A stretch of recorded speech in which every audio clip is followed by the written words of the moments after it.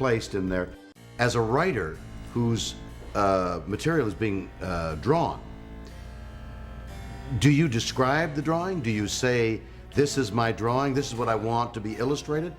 In the beginning. What's the shorthand? In the beginning, before we evolved the so-called Marvel method, which was me giving the outline to the artist, him drawing it any way he wanted, and me then putting in the dialogue and caption. Before we did that, yeah.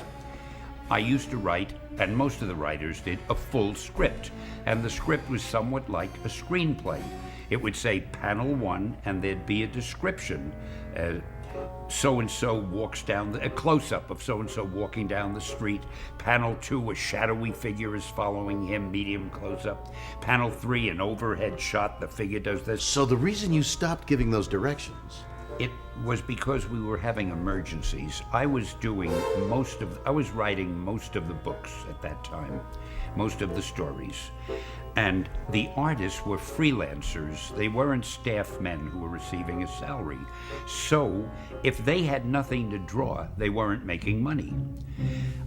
I couldn't write fast enough to keep 4, 5, 6, 7 artists busy at the time.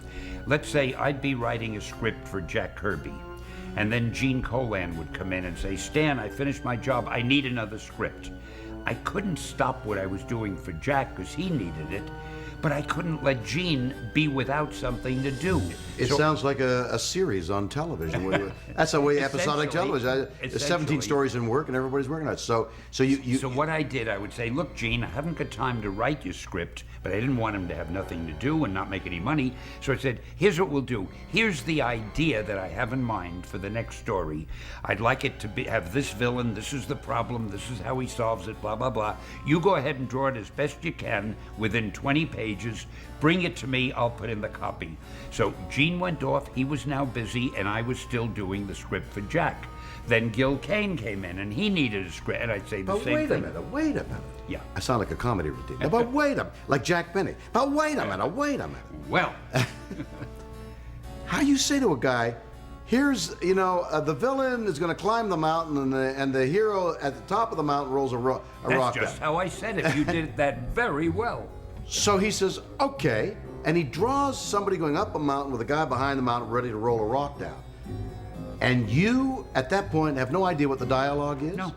So now he hands you these panels, and he says, here it is, just what you asked for. Write it. And by this time, you can't remember what the story was because you've done 7 others. I could hardly remember who the guy is. Okay, so the guy says, who are you? And what is this? And he says, this is a panel you asked me to draw. Now you have to think of dialogue? But that's the easiest part. That really is. In fact, it's easier than doing a complete script. Now think of it, Bill. You're doing a script from start. You're looking at a blank sheet of typewriter paper, and you're imagining the characters, what they're doing, how they look, what they're saying. An artist brings you the artwork, and you get a guy who's like this. Well, you know he's angry, right, and you know you're going to put some angry dialogue in. Right. It makes it easier. But you don't know what he's angry about. No, I'll think of something. Well, yes, I do, because these artists are good, and they would tell the story in pictures in a pretty comprehensive way. And 20 pages, right? Yeah. Was the... Well, some were 20, some were 22. But the parameters were in that 20-page area.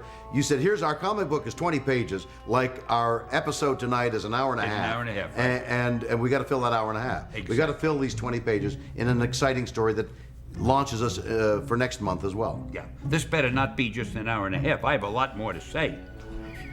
Anyway, so I would then put it in. Here's the funny thing. I found the stories turned out much better that way than when the writers were just doing regular scripts, because we only used artists that were great visual storytellers. They could conceive of what a panel should look like better than the writer could. For instance, I as a writer might say, I want a long shot of these 2 characters walking down the street. The artist might figure, it'll be better if I draw a window of a building with their reflection in the window. You know what I mean? Sure. So leave it to these guys because they were geniuses. Remember, I was working with guys like Jack Kirby, Steve Ditko, who created Spider-Man with me, and he did Doctor Strange with me, Kirby, who did the Fantastic Four and the Hulk and so many others, and as I said, Colan and Kane and Romita and Buscema, and the people who know comics hearing me say this, they're probably genuflecting right now at the mention of those names. I think that's what they're doing, or they're going to the bathroom. One or Well, the there's very other. little difference.